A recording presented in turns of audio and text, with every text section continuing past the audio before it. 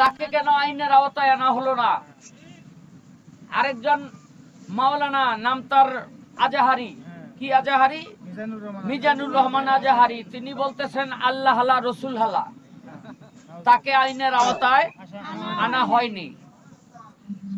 এত বড় বড় অপরাধ করার পরেও আইনের আওতায় আনা হলো না, অথচ ছোট্ট একটি কথার জন্য তাকে আজকে আইনের আওতায় নিয়ে আসা হয়েছে। যেগুলো যে অপরাধ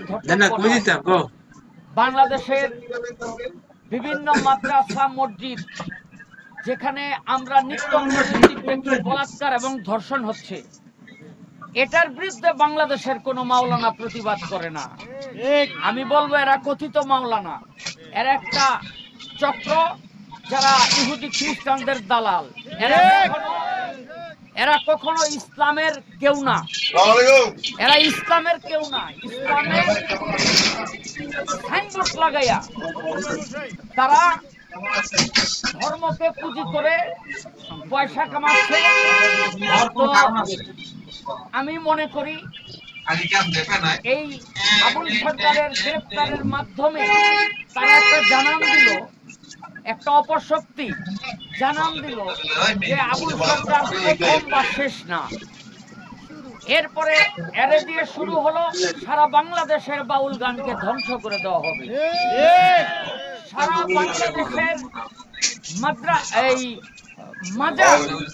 বাংলাদেশের মাজার, দরবার, সুফিবাদ, এদেরকে ধ্বংস করে দেওয়া হবে। এই হলো তাদের উদ্দেশ্য, যেটা আমি মনে করি। আমি কখনো কোনো প্রতিবাদ সভায় এইভাবে কোনোদিন আসি নাই। আজকে আমি আমার আবুল ভাইয়ের জন্য আমি এসছি।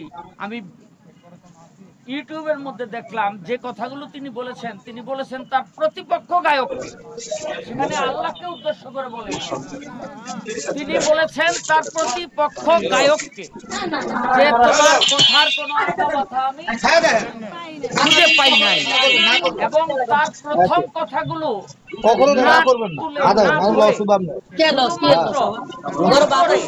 এইটুকু কথা উপস্থাপন করে এটা মামলা যুক্তিযুক্ত না। এবং আরেকটি কথা হলো,